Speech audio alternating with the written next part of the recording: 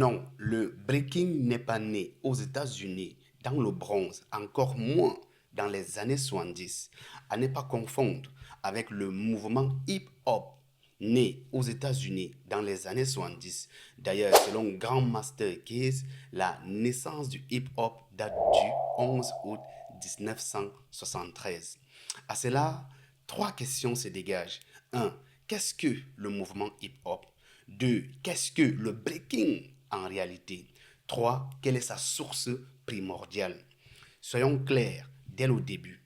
Cette vidéo a pour but de nous inciter, nous, Africains en particulier, à consacrer plus d'heures de travail sur un vocabulaire issu de la source primordiale pour créer un nouveau langage corporel plutôt que de consacrer plus d'heures à travailler sur les mouvements qui existent déjà et en mieux. Ceci étant dit, commençons. Bref historique. Le mouvement hip-hop donne naissance à la culture hip-hop. De cette culture va naître les valeurs fondamentales telles que peace, love, unity and having fun. Ces valeurs vont prendre un essor monumental par l'un des pionniers du hip-hop, Kevin Donovan, alias Afrika Bambaataa, par son organisation initialement nommée Organization et rebaptisée Zulu Nation. Avant de continuer, il est important de savoir d'où vient le nom Afrika Bambaataa et quelle est sa signification profonde. Alors, Afrika Bambaataa tire sa source dans la culture africaine. Pourquoi? Parce que Bambaataa est un nom emprunté à un leader zoulou du nom de Bambaataa Kamantinsa, qui, à l'époque, s'était opposé contre la domination coloniale en Afrique du Sud. Maintenant, s'agissant de Zoulou, est le nom, Zoulou est le nom désignant un peuple guerrier en Afrique du Sud. D'ailleurs, pour être un guerrier zoulou, il y avait des conditions strictes à respecter, mais je nous épargne les détails. Alors, maintenant, s'agissant de Afrika. Afrika symbolise pour Kevin Donovan son engagement à promouvoir et à célébrer la culture africaine. Ainsi, en m'appuyant sur sa biographie, Afrika Bambaataa, dans le fond, signifie un leader prônant la paix ou alors l'amour en général, tout en incitant les Afro-Américains à se reconnecter à leurs racines et donc à leur histoire originelle, ce qui nous renvoie à Kama. Kama est le nom véritable de l'Afrique. S'agissant du breaking, le breaking fait partie intégrante du mouvement hip-hop.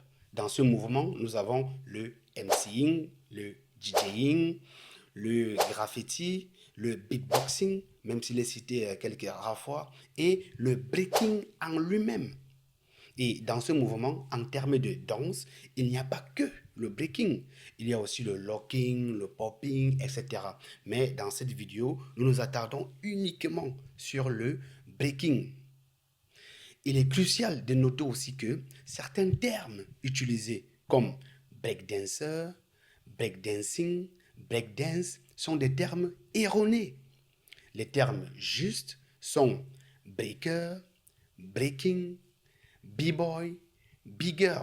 D'ailleurs, sur le site officiel du Red Bull et selon les Américains, breaking, c'est l'acte de danser d'un breaker.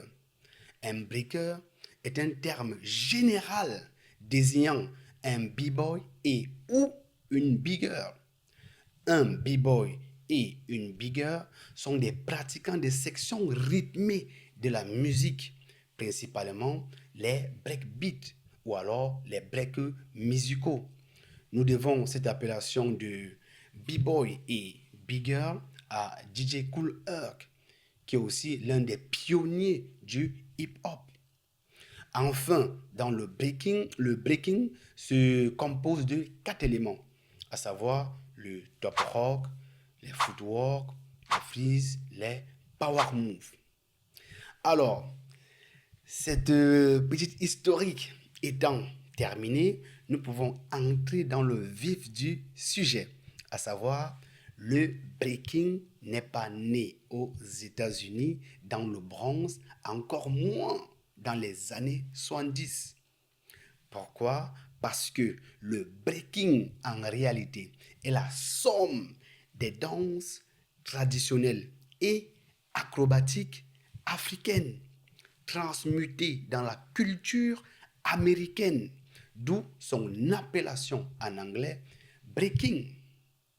Dans son livre Alphabet de la danse africaine d'Alphonse Thierroux, nous lisons: le hip-hop, danse contemporaine par excellence, issue de notre monde urbain, ne fait pas exception. En effet, l'ensemble de ces figures acrobatiques ou spectaculaires vient tout droit de la danse africaine, qui en réalité est la danse doblée. Alors, lorsque l'auteur parle de hip-hop, ici, il fait référence au breaking. Et lorsqu'il dit danse contemporaine, il fait référence à l'époque et non au style de danse contemporaine.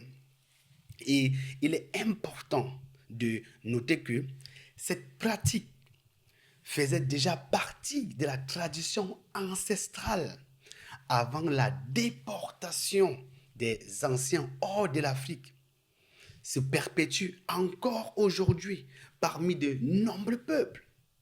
Par exemple, nous avons le boloyé de la Côte d'Ivoire.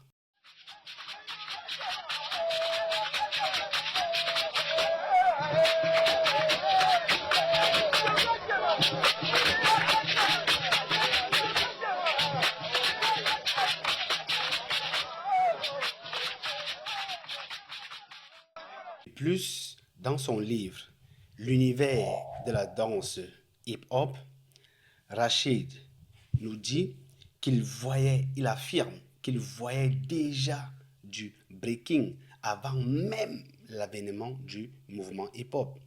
Il dit, je cite, alors que ces figures étaient censées être inventées et popularisées à la fin des années 70, voire début 80, j'ai visualisé du breaking. On pouvait voir beaucoup de mouvements dont la création était attribuée 2 décennies plus tard aux breakers. Il prend exemple du Kaduna au Nigeria.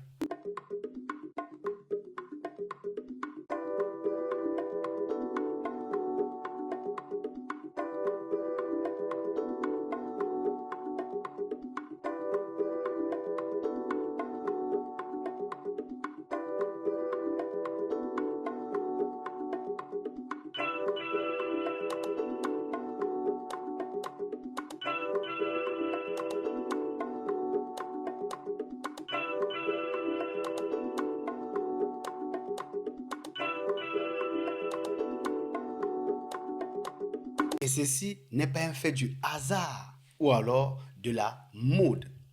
C'est la tradition. Alors, peut-être que la plupart ne le savent pas, mais en Afrique, à titre d'information, en Afrique, la multiplicité des langues équivaut à la multiplicité des danses. Ces danses sont divisées en 2 catégories. Dans le livre Loi éternelle de la danse d'Alphonse Thierroux, nous pouvons lire que nous avons la danse de réjouissance et la danse initiatique. La danse de réjouissance fait partie de la danse actuelle et la danse initiatique fait partie des danses anciennes. La danse de réjouissance peut, dans des rares cas, devenir une danse ancienne si et seulement si elle résiste à l'épreuve du temps et de l'espace. A contrario, la danse initiatique ne deviendra jamais une danse de réjouissance. Ainsi, nos danses acrobatiques font partie des danses de réjouissance et des danses initiatiques. En ce sens, chaque peuple possède sa danse acrobatique et accompagnée d'un nom bien spécifique. Par exemple, le peuple Ezan au Nigeria dispose d'une danse appelée Ejilege et Igbabo Nelimin, en espérant avoir bien prononcé, que voici.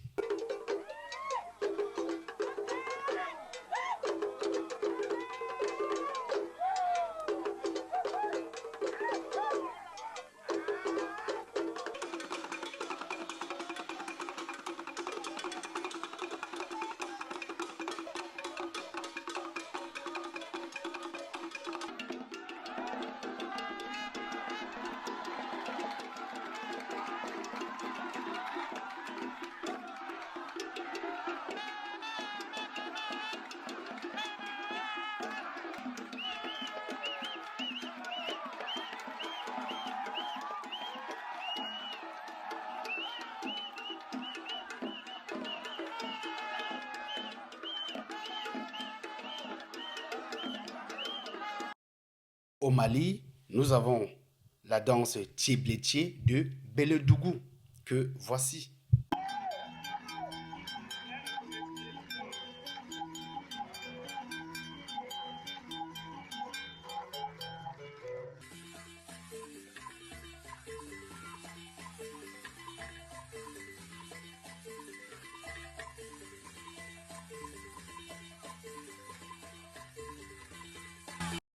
Ou encore la danse Guinawa, remplie de footwork, qui est établie au Maroc, que voici.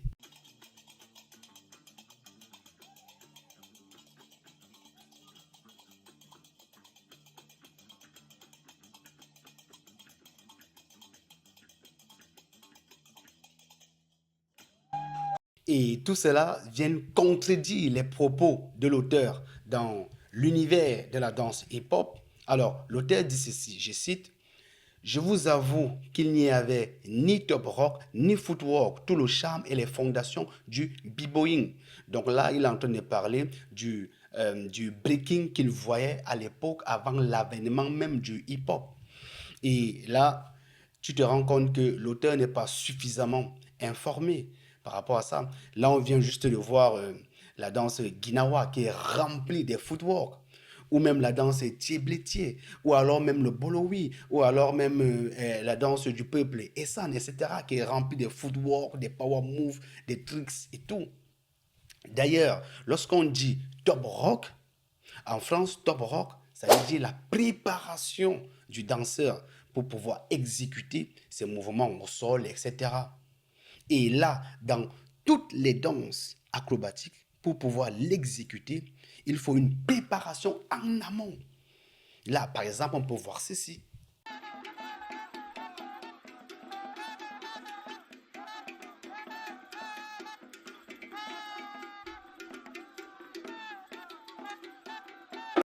Et du coup, tout ceci nous amène ou alors nous pousse à nous poser cette question cruciale, à savoir la transmission des savoirs.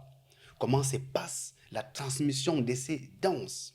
Et comme je l'ai dit dans d'autres vidéos, la transmission des savoirs se passe par la danse elle-même, par la sculpture, par la peinture, par les paroles des chants, par les noms philosophiques, par la mémoire des griots historiens, etc. Alors, dans son livre Loi éternelle de la danse d'Alphonse Thiron, nous pouvons lire, comme je te l'ai dit, ce n'est pas un effet du hasard ou alors de la mode. Ici, il est écrit, l'enseignement de la danse ancienne ou alors des danses initiatiques est toujours doublé d'un enseignement théorique sur le symbolisme et l'histoire des traditions. Et pour illustrer cela, on va prendre l'exemple du Cameroun. Il y en a plusieurs danses acrobatiques aussi là-bas, mais on va prendre un exemple spécifique en parlant du Mbali. Et là, heureusement qu'il y a un ancien qui est encore là pour nous expliquer des choses. Alors, écoute cet enseignement. Un jour, on a arrêté certains de nos parents, de nos aïeux pour aller travailler en Djok sur la route de Douala à l'époque qui a été creusée en main. Alors, comme on a pris donc les études, il s'appelait Man Mendongo et Vincent Nsoué et Papa Emma. Donc ça faisait 3 patriarches dans les sous-familles étudiées. Au moment de petit repos, commence à frapper. J'aime comme t'es mimba. J'aime comme t'es mimba.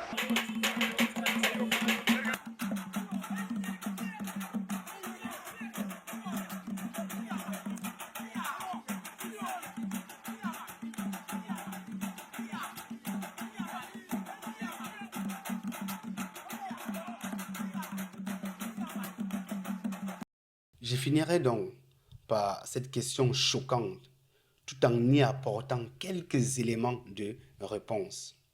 Alors, comment se fait-il que, malgré qu'elle possède la source primordiale, source ayant inspiré toutes les danses, l'Afrique reste invisible lors des grands rendez-vous internationaux?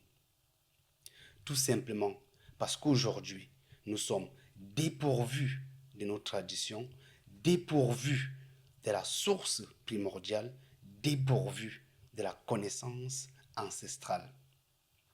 Je te présente le livre légué par un ancien pour nous permettre de nous reconnecter à la source primordiale, ainsi de créer un nouveau langage corporel, malgré qu'il ne soit toujours pas enseigné dans les écoles. Yaya.